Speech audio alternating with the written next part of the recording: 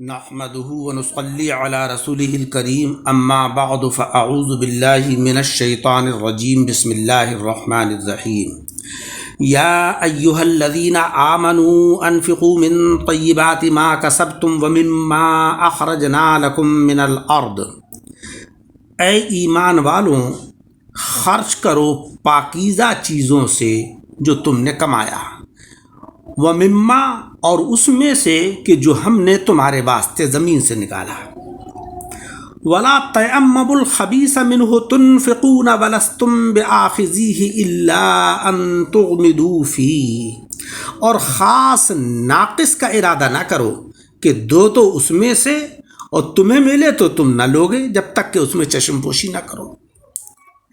ہاں، یعنی عمدہ مال خرچ کرو اللہ کی راہ میں، کہ جو تم کو اگر ہدیہ تحفے میں دیا جائے تو تم اس کو لے لو خوشی سے۔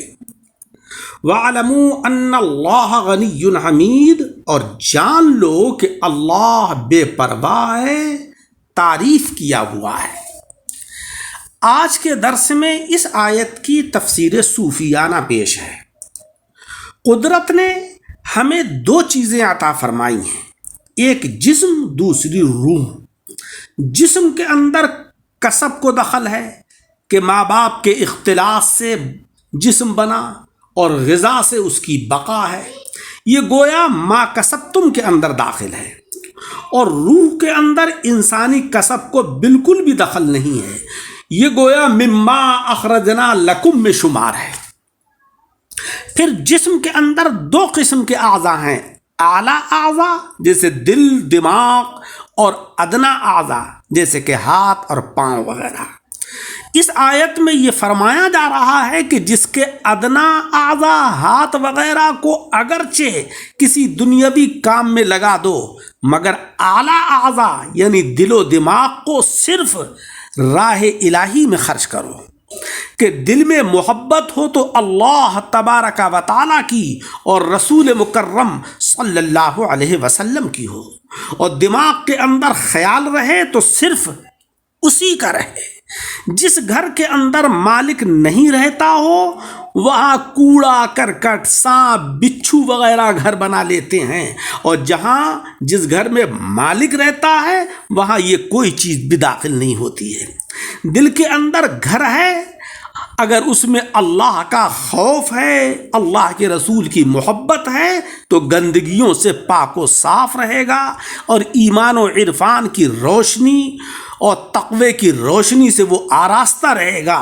اور اگر وہ ان چیزوں سے خالی ہو گیا تو پھر اس میں کفر و طغیان، کینہ، حسد گھر کر لیں گے۔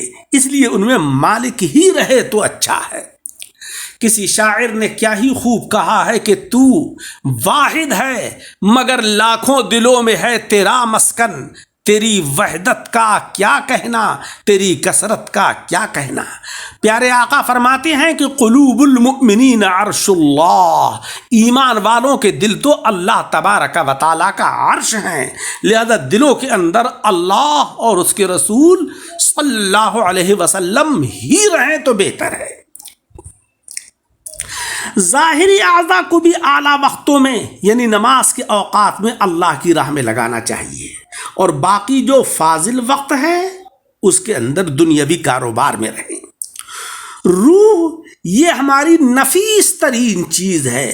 پیارے آقا علیہ الصلاۃ والسلام سے یہودیوں نے جب پوچھا کہ آپ اگر اللہ کے رسول ہیں تو بتائیں کہ روح کیا ہے، تو وحی آئی کہ وَيَسْأَلُونَكَ عَنِ الرُّوحِ قُلِ الرُّوحُ مِنْ أَمْرِ رَبِّي، آپ سے یہ روح کے متعلق پوچھ رہے ہیں، آپ فرما دیجئے کہ روح تو میرے رب کے حکم کا نام ہے۔ جب حکم باری تبارک و تعالیٰ اس جسم کے اندر باقی رہتا ہے تو یہ جسم سارے کام انجام دیتا ہے، اور جیسے ہی اللہ کا حکم واپس ہوتا ہے تو یہ جسم مردہ ہو جاتا ہے۔ اس سے روح سے نفیس کام ہی لینا چاہیے۔ اگر یہ جسم کی پرورش بھی کرتی ہے مگر اس کی پرورش اعمال صالحہ سے ہوتی ہے۔ صوفیہ اکرام کے نزدیک صرف مال ہی کی زکوٰۃ نہیں ہے بلکہ ہر پیاری اور پسندیدہ چیز کی زکوٰۃ ہے۔ اسی لیے حضرت ابراہیم علیہ السلام نے جب خواب کے اندر پایا کہ اپنی پیاری چیز راہ حق میں قربان کرو تو آپ اپنے فرزند کو قربان کرنے کے لیے تیار ہو گئے. اولاد میں سے اعلیٰ اولاد، اوقات میں سے اعلیٰ وقت، سانسوں میں سے اعلیٰ سانس، کاموں میں سے اعلیٰ کام، مال میں سے اعلیٰ مال، غرض کے ہر اعلیٰ کو راہ الہی میں خرچ کرنا چاہیے. ان میں سے ہر ایک کا مصرف علیحدہ ہے. مسجد کے اندر وقت کی خیرات کرو، اپنا وقت دو، اپنے وقت کی قربانی دو. زکوٰۃ کے وقت مال کی قربانی دو، جہاد میں جان کی قربانی. غرض کے ہر موقع پر ہر پیاری چیز کی خیرات اللہ تبارک و تعالیٰ کی راہ میں ہونا چاہیے. اسی لیے اس آیت میں طیبات جمع کا لفظ فرمایا گیا ہے. ایک دفعہ حضرت صحابہ رضی اللہ تعالی عنہم حضور علیہ الصلاۃ والسلام کے حکم سے صدقات حاضر کر رہے تھے. حضرت ابو امامہ باہلی وہاں بیٹھے کچھ پڑھ رہے تھے. حضور علیہ الصلاۃ والسلام نے ارشاد فرمایا کہ اے ابو امامہ کیا پڑھ رہے ہو؟